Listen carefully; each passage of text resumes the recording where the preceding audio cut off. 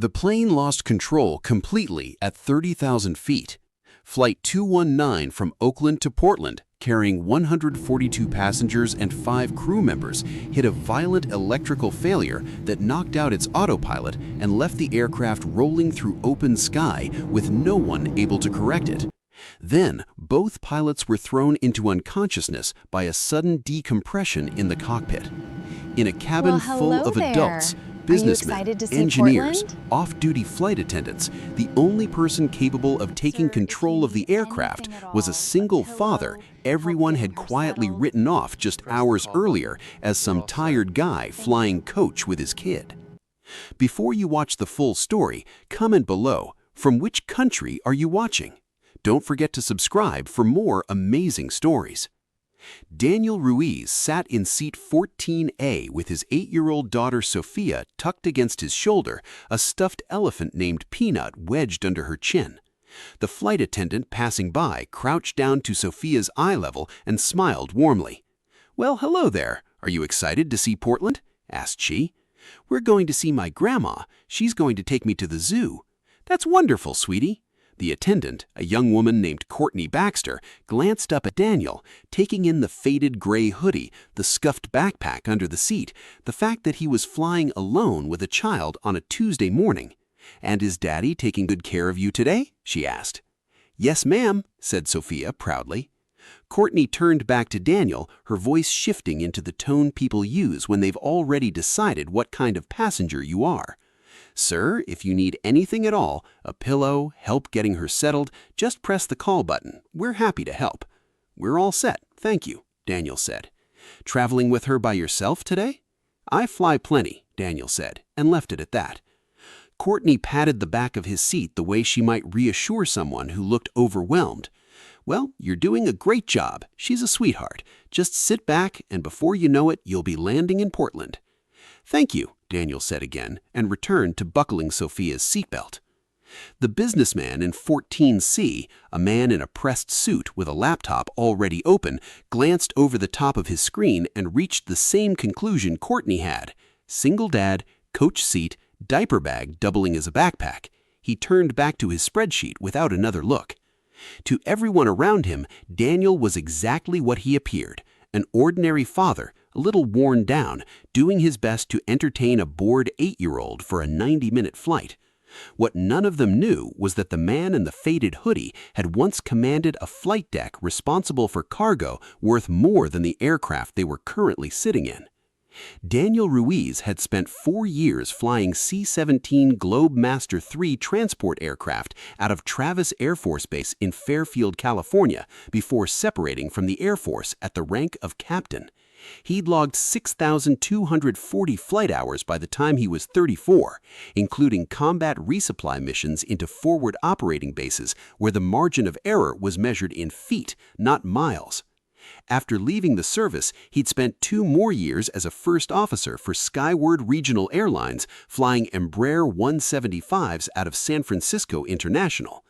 His old flight instructor, a major named Frank Delgado, used to quiz him for every sortie the same way, no matter how many hours Daniel had logged. "What's the first thing you do if you lose an engine on climb-out?" Delgado would ask. "Airspeed, pitch for best glide, identify," Daniel would answer. "And if you lose everything, hydraulics, electrical, all of it?" "Fly the aircraft first. Always fly the aircraft first. The airplane doesn't care how scared you are. It only responds to what your hands do." 18 months ago, none of that mattered anymore. His wife Elena had been killed instantly when a box truck ran a red light in Yagnio Valley Road in Walnut Creek, California, 3 miles from their home. Sophia was 7 years old.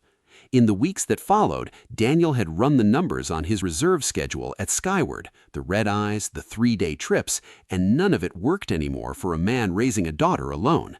He'd resigned 11 months ago and taken a ramp supervisor position at Oakland International Airport, coordinating pushback crews and baggage handling for the same airline that used to put him in a cockpit. It paid less than half of what he used to make. It let him be home for dinner every night.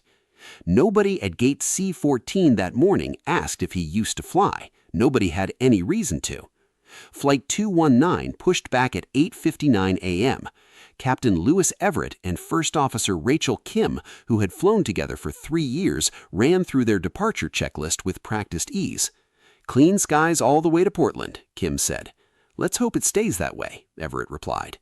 By 9:07, the Boeing 737-800 had leveled off at its cruising altitude of 30,000 feet, cutting north under a bright morning sky. Sophia had traded her coloring book for a tablet loaded with cartoons. Daniel closed his eyes, letting the low hum of the engines settle over him, a sound he hadn't sat still and listened to as a passenger in almost a year. Then, somewhere just behind his row, the cabin lights flickered. The flicker happened again, quick and barely noticeable, then a faint dimming that pulsed through the cabin lighting before steadying. Daniel opened his eyes. He'd spent enough hours in cockpits to know that lights didn't do that on a commercial jet without a reason behind it. He glanced up at the overhead panel out of old habit. Nothing looked wrong from where he sat. The seatbelt sign was off, the air vents hissed steadily overhead. Sophia hadn't even noticed, absorbed in her cartoon. Maybe it was nothing, a ground power transfer glitch, a generator cycling. I'd seen it 100 times, and it never meant anything. Then it happened a third time, longer this time, the lights dropping almost a half before snapping back.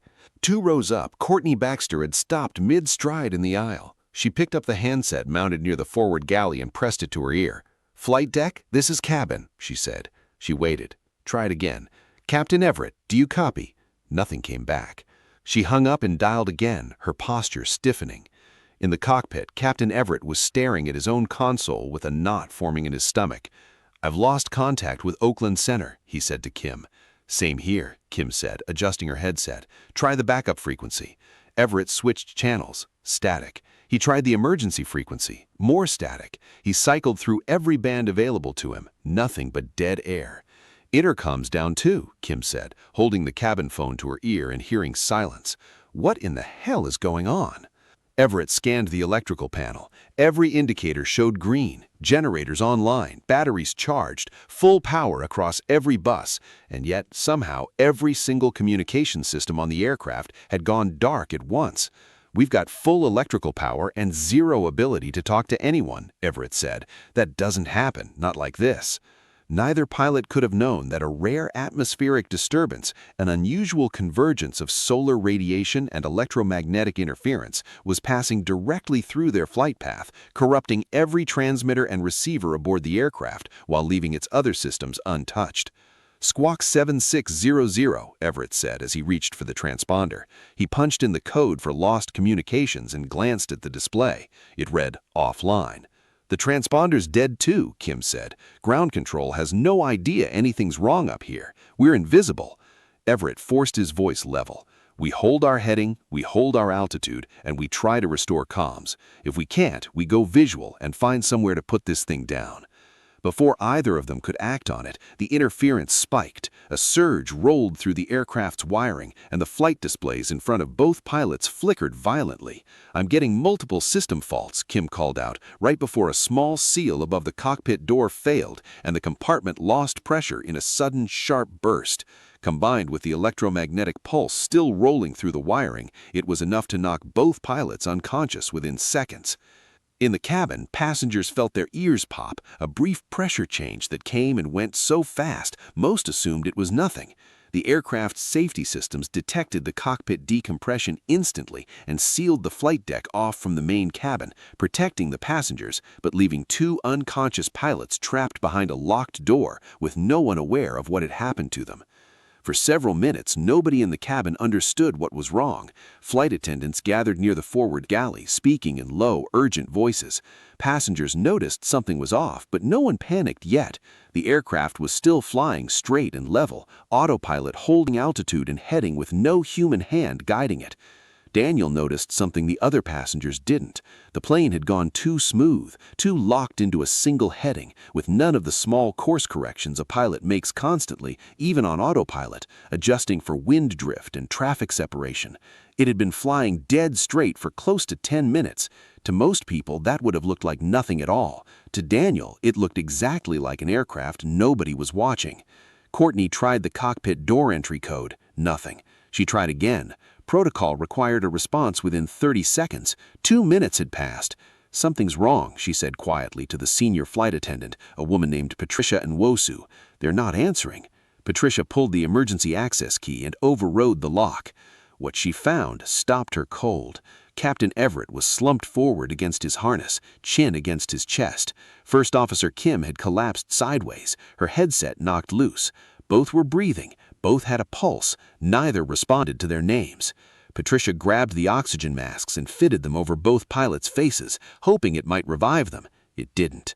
She checked the instruments. The autopilot was still engaged, still flying the aircraft in a straight line towards nowhere in particular, with no one at the controls capable of landing it. She stepped back into the cabin, her face drained of color, and reached for the intercom handset, remembering it didn't work either. She would have to walk the aisle and ask out loud.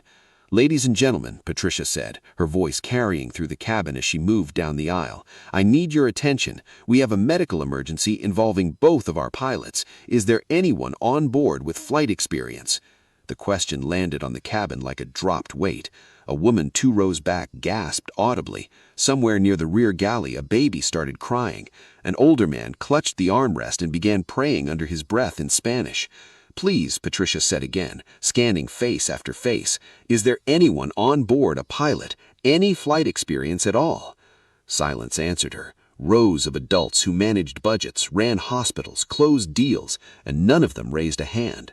The businessman in 14C, the same man who'd glanced at Daniel an hour earlier and filed him away as unremarkable, spoke up from his seat. "Can't the autopilot just fly it until we land somewhere?" Patricia shook her head. "The autopilot can hold our altitude and heading, but it can't navigate us to an airport, it can't adjust for weather, and it can't land this aircraft.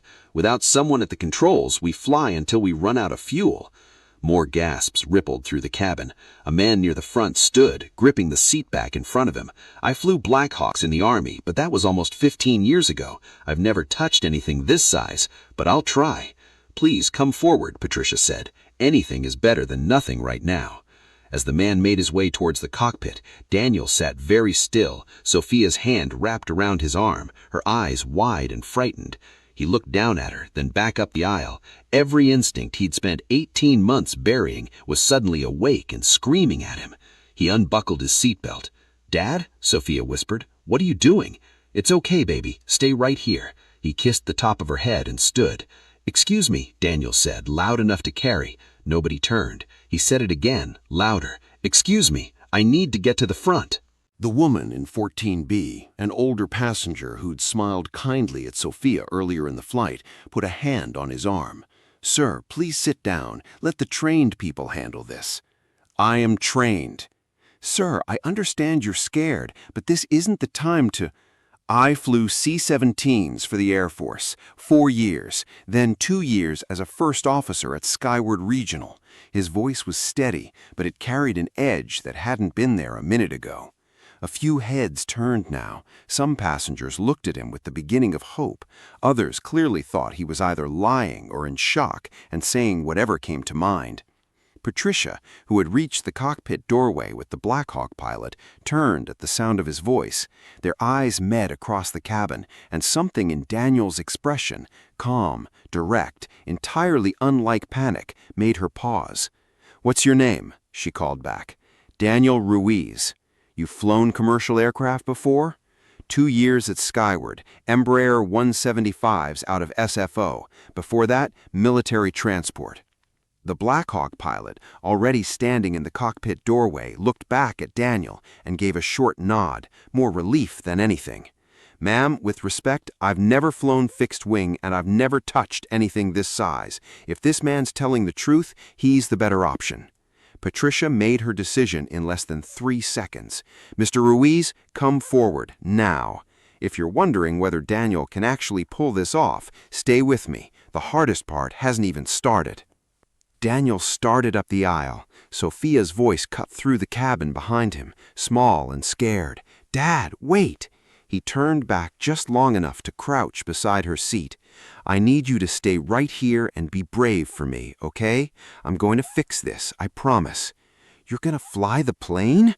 Her eyes were wide, but something else was there too, something that looked almost like recognition, like a piece of a puzzle she'd never quite understood was suddenly clicking into place.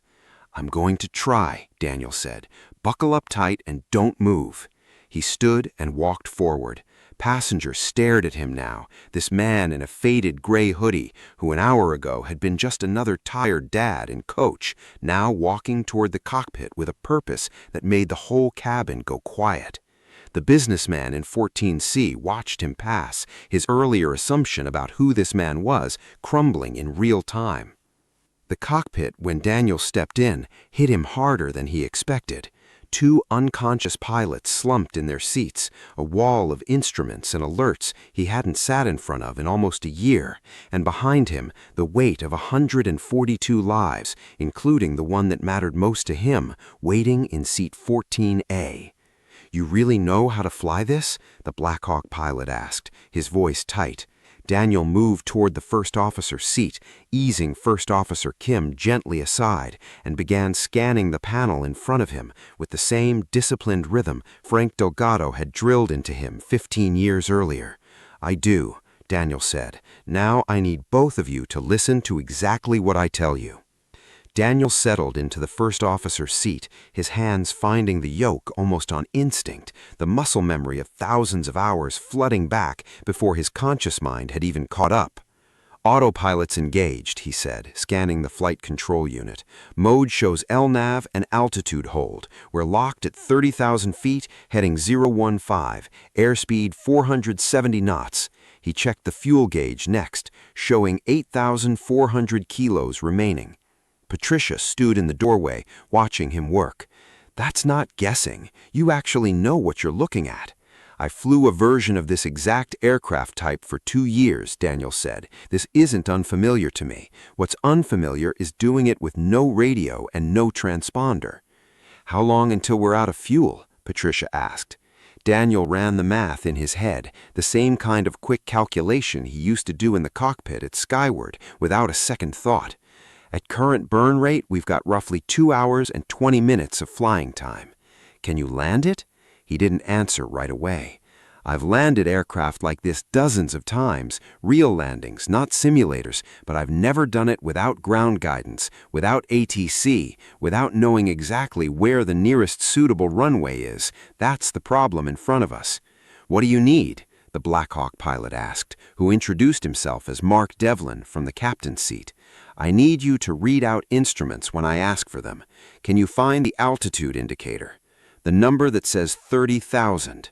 That's altitude. Next to it is airspeed. The little plane symbol on the horizon line shows our pitch and bank.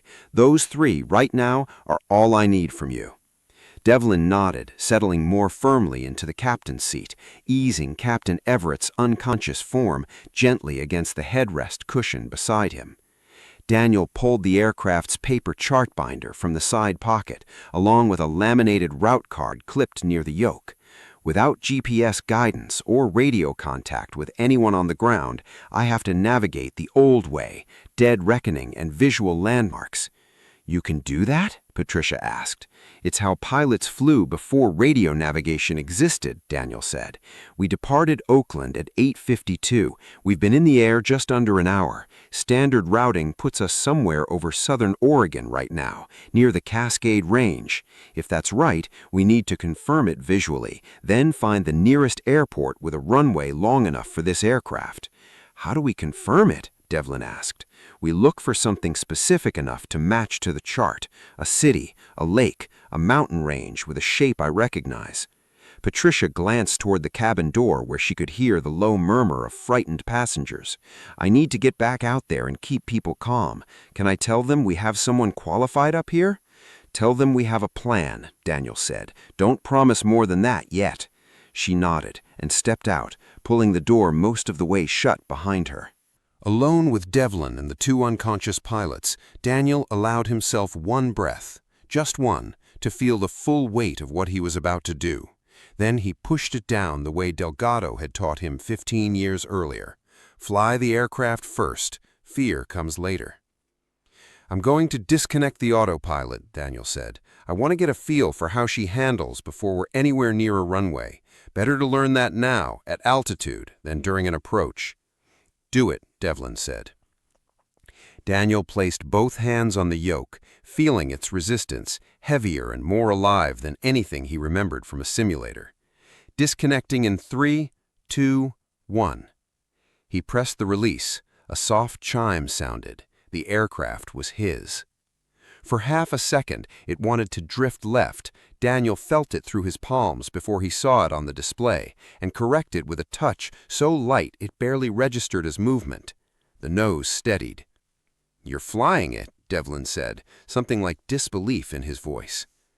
"Holding heading 015, altitude steady," Daniel confirmed, more to himself than to Devlin. He reached for the throttle levers, easing them back slightly, and lowered the nose in a slow, controlled descent. "Beginning descent to 10,000 feet. I need to get below the clouds and start identifying terrain." The aircraft's nose dipped gently. In the cabin behind him, passengers felt the change in pressure and exchanged uneasy looks, gripping armrests, some praying, some staring straight ahead. In the cockpit, a man who 6 months ago had been directing baggage carts across a tarmac in Oakland was now flying a Boeing 737 through open sky with 140 passengers and his own daughter, depending on what his hands did next. At 25,000 feet, Daniel leveled off briefly, giving himself a window to study the terrain unfolding beneath the wings. Through the windshield, the landscape was starting to take shape. Ridgelines, dense forest, a wide silver ribbon of river cutting through green hills to the west. "That river's got to be the Willamette," Daniel said, mostly to himself. "If it is, we're already further north than I thought." "How can you tell?" Devlin asked, eyes fixed on the same view without recognizing anything in it. "I need something more specific than a river to be sure. A city, a distinctive shape, something I can match to the chart in my lap." Daniel scanned the horizon methodically, the way he'd trained himself to years earlier, quadrant by quadrant, instead of letting his eyes wander. For several minutes, the cockpit held nothing but the low drone of the engines and the occasional call-out from Devlin reading instruments. Then Daniel spotted it, a wide bend in the river running alongside a cluster of buildings and bridges he recognized instantly from years of flying this exact corridor for skyward. "That's Salem," he said, pointing through the windshield. "State Capitol buildings right there, the domed one west side of the river, which means we're about 40 miles south of Portland, further along than I thought." He traced his finger along the chart. "Good news is, this actually puts us closer to a solid option than I thought." "What option?" Patricia asked, having stepped back into the cockpit after checking on the cabin. "McNary Field in Salem. It's smaller than Portland International, but it's got a runway long enough for this aircraft, and it's close." He paused, weighing it against the alternative. "Portland's the better airport, longer runway, better emergency response, but it's another 15 minutes north, and it's going to have more air traffic in the pattern that I can't coordinate around with no communication. Salem's smaller, fewer variables." "You're choosing the smaller airport on purpose?" Patricia said. "I'm choosing the airport where I'm less likely to run into another aircraft I can't see coming. Right now, invisible is dangerous. I'd rather land short on a quiet runway than thread a needle over Portland with zero communication." Devlin glanced at the fuel gauge. "How's our fuel?" "We've got plenty. This isn't about fuel. It's about control." Daniel adjusted the heading slightly, angling the aircraft toward Salem. Below them, they could pick out the thin gray line of Interstate 5 running parallel to their new course. "I'm going to follow the highway. It runs almost straight to the airport from here," Daniel said. "You're navigating a 737 by following a highway?" Devlin said, half disbelief, half close to awe. "It's how pilots did it for decades before GPS. It still works." The descent continued, the aircraft dropping steadily through 15,000 feet, then 12,000. Turbulence rattled the cabin briefly as they crossed a pocket of unstable air, and Daniel's hands tightened on the yoke, making the small, constant corrections that kept the aircraft steady without him having to think about each one individually. 15 years away from a cockpit, and his hands still remembered exactly what to do. 10,000 feet, Devlin called out, unprompted now, falling into the rhythm Daniel had set for him. Good, leveling off here for a minute. I want a clear look at the field before we commit to an approach. Patricia watched him work, her earlier fear replaced by something closer to cautious hope. "You seem so calm," she said. "I'm not calm. I'm terrified. I've got 142 people on this aircraft, and my daughter sitting in 14A. But panic doesn't land a plane. Procedure does. Somebody taught me that a long time ago, and I've never forgotten it." Below them, the landscape sharpened into focus, farmland giving way to the outskirts of a small city, streets and rooftops, and the unmistakable geometry of an airport beginning to emerge in the distance. "There," Daniel said, pointing through the windshield at the two intersecting runways just visible past a stand of trees. "That's McNary Field. That's where we're putting this aircraft down." He eased back on the throttle, watching the airspeed indicator settle, and began a long descending turn that would carry them out over the city before curving back toward the runway. "Everything from here forward has to be exact," Daniel said, his voice steady but sharper now, focused entirely on the next several minutes. "I need both of you quiet unless I ask for something specific. Can you do that?" We're seconds from finding out what Daniel's training can save everyone. Stay with me. This is where everything comes down to one landing. Patricia and Devlin both nodded.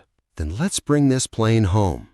Daniel eased the aircraft into a wide left turn, bringing them out over farmland east of the city before curving back toward the airport in what he recognized out of long habit as a standard downwind approach, flying parallel to the runway but in the opposite direction before turning to line up with it. "Altitude?" he asked. 6,000 feet, Devlin called out, reading it off the display without needing to be told twice now. "Airspeed?" 280 knots. "Too fast for this phase," Daniel said, pulling the throttle levers back further. The engines eased off, and the aircraft's nose settled into a smoother, slower descent. Extending flaps to position 1. He reached for the flap lever and moved it. Somewhere beneath them, the wing surfaces shifted, and the aircraft shuddered faintly as the flaps deployed, spreading out to give the wings more lift at a lower speed. 4,000 feet, Devlin said, this time without prompting. "Good," Daniel said. "Airspeed?" 220. Turning to base leg now. Daniel banked the aircraft left, bringing it perpendicular to the runway. McNary Field's twin strips of concrete now visible off the left side of the windshield. Emergency vehicles already gathering near the field, their lights flashing silently in the morning sun. Someone on the ground had clearly noticed an aircraft circling with no communication and no transponder signal and had called it in. "They know something's wrong down there," Patricia said quietly from the doorway. "Good," Daniel said. "That means they'll have equipment ready if we need it." He extended the flaps further. Flaps to position 2. The aircraft slowed more, transforming from something built for cruising at altitude into something closer to controllable, closer to landable. Daniel judged the distance to the runway threshold with an instinct he hadn't used in almost a year, a mix of feel and calculation that Frank Delgado used to call flying the pattern with your gut and your math both working. 2,500 feet, Devlin called out. "Airspeed? 180. Daniel counted silently, watching the runway's angle shift in his windshield, waiting for the exact moment. Turn too early, and he'd overshoot the center line.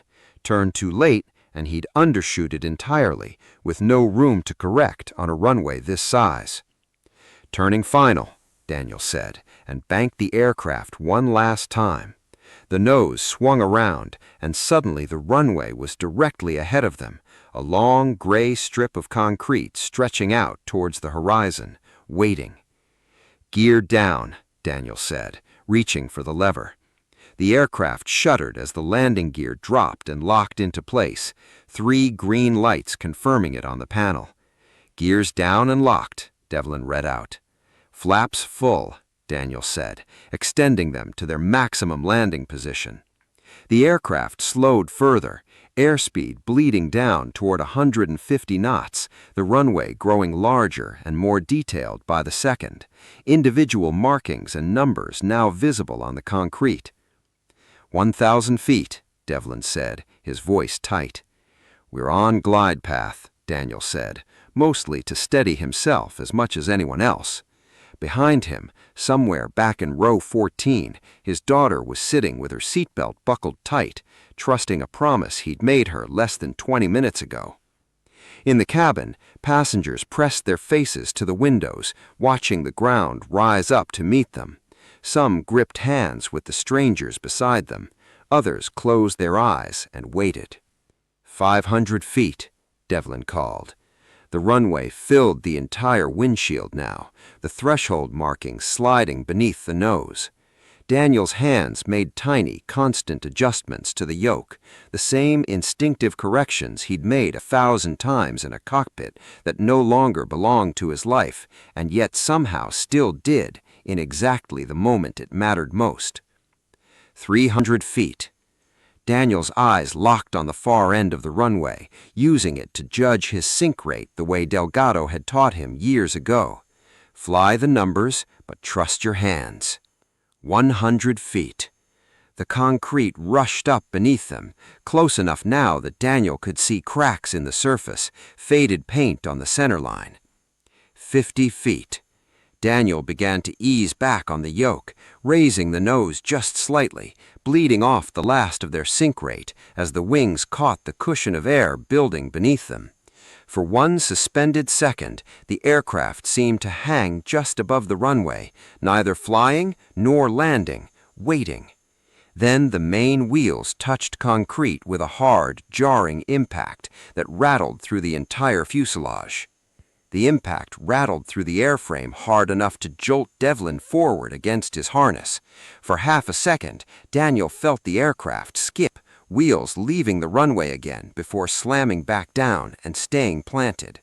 He'd flared a beat too late, the same mistake he used to warn junior first officers about at Skyward, but the gear had held, and that was what mattered. "We're down!" Devlin shouted. "We're down! We're down!" "Not yet," Daniel said, already moving. The aircraft was still hurtling down the runway at well over 100 miles an hour, and stopping it is its own kind of landing. "Thrust reversers," Daniel said, pulling the throttle levers back. The engines roared behind them, a deep, grinding howl as thrust redirected forward to fight the aircraft's momentum. The whole cabin shook with the force of it. "Brakes," Daniel said, pressing down hard on both pedals, feeling the aircraft's weight fight against him, the deceleration pulling everyone in the cockpit forward against their restraints. The runway markers flashed past the windshield, counting distance the way Daniel had trained himself to read them without needing to think about it. 3,000 feet. He could feel the brakes starting to bite, the tires screaming against the concrete, faint smoke visible in his peripheral vision through the side window. 2,000 feet.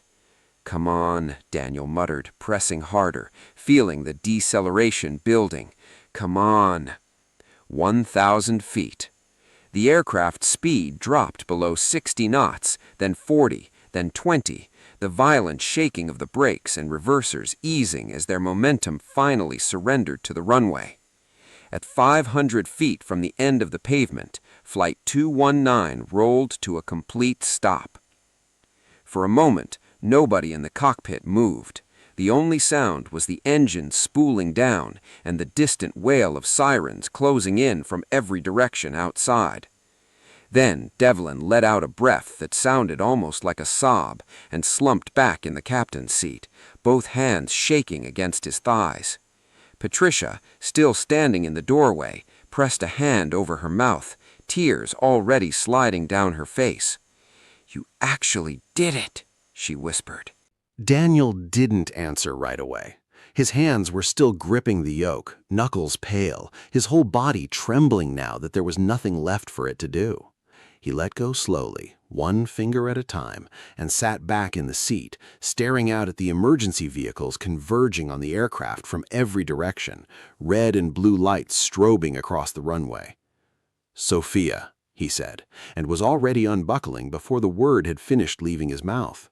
He pushed past Patricia into the cabin, and the sound hit him before anything else did. Applause, sobbing, someone shouting a prayer of thanks in a language he didn't recognize. Passengers reached out to touch his arm as he moved down the aisle, faces he vaguely remembered from boarding, all of them looking at him now like he was someone entirely different from the man he'd dismissed a few hours earlier. The businessman from 14C stood as Daniel passed, extending a hand that Daniel didn't have time to take. "You saved us," the man said. "You saved all of us." Daniel reached row 14 and dropped into a crouch beside Sophia's seat. She was crying, Peanut clutched so tightly against her chest that her knuckles had gone white. But the moment she saw him, her face broke open with relief. "Dad," Sophia sobbed, throwing her arms around his neck. "You did it! You really did it!" "I told you I would," Daniel said, his voice cracking as he held her, the adrenaline finally draining out of him all at once, leaving something closer to exhaustion and disbelief in its place. The woman in 14B, who had told him to sit down less than half an hour earlier, reached over and touched his shoulder, her eyes wet. "I'm so sorry," she said. "I didn't believe you. I should have believed you." "It's okay," Daniel said. "Nobody had a reason to." Outside, fire trucks and ambulances surrounded the aircraft, ladders and stairs already being wheeled toward the fuselage. Paramedics rushed aboard first for Captain Everett and First Officer Kim, both beginning to stir, disoriented, as oxygen and time worked to bring them back to consciousness. Daniel stayed crouched beside Sophia's seat, one hand resting against her back, feeling her small heartbeat slow gradually back to normal against his chest, and for the first time since the lights had flickered nearly 40 minutes earlier, he let himself feel exactly how frightened he had been the entire time. By the time paramedics cleared Daniel to leave his seat, the runway outside was a chaos of flashing lights and idling engines. Airport staff had positioned a mobile staircase against the forward door, and passengers were being escorted off in small groups, still shaken, some crying, others simply staring straight ahead in silence. Daniel walked down the aisle with Sophia's hand gripped tightly in his, Peanut tucked under her other arm. As they reached the top of the stairs, the cool air hit them, smelling faintly of jet fuel and cut grass. Below, a crowd had gathered along the perimeter fence, and 2 news helicopters were already circling overhead, their rotors cutting through the noise of sirens. A man in a Navy windbreaker marked FAA stepped forward as Daniel reached the tarmac, flanked by 2 airport officials. He looked to be in his 50s, with the tired, permanently alert expression of someone who'd spent decades investigating things that weren't supposed to happen. "Mr. Ruiz?" Whitfield asked. "I'm Gerald Whitfield, Federal Aviation Administration. I need to speak with you about what happened up there." "Am I in some kind of trouble?" Daniel asked, still holding Sophia against his side. Whitfield's expression softened slightly. "Trouble is the last word I'd use. You landed a commercial aircraft with no radio, no transponder, and no ground guidance after 2 qualified pilots went unconscious mid-flight. I need to understand exactly how you were capable of that." Over the next several hours, in a small conference room inside the terminal at McNary Field, Daniel walked Whitfield and 2 other investigators through everything. His 4 years flying C-17s out of Travis, his 2 years as a first officer at Skyward Regional, the 6,000-plus hours logged before he'd ever set foot inside Flight 219's cockpit. Whitfield listened without interrupting, occasionally exchanging a glance with the investigator beside him, the kind of look people give each other when a story keeps checking out exactly the way it shouldn't be able to. "Why'd you leave commercial flying?" Whitfield asked, his tone shifting from procedural to something more personal. Daniel was quiet for a moment. "My wife died 18 months ago. Car accident, not far from our house. I had a 7-year-old daughter and a schedule that had me gone more nights than I was home. Something had to change." He glanced through the glass wall of the conference room where Sophia sat with an airline representative, coloring at a small table, occasionally looking up to check that he was still there. Whitfield followed his gaze. Good thing you weren't. By that evening, the story had already outpaced anything Daniel could control. A cell phone video taken by a passenger during boarding, showing nothing more than an ordinary man buckling his daughter's seatbelt, was suddenly airing on every major network, captioned with his name and the words, "Single father saves 147 lives." Reporters had tracked down details of his Air Force service within hours. Someone had found his old squadron photo from Travis, and it was circulating online by dinner time.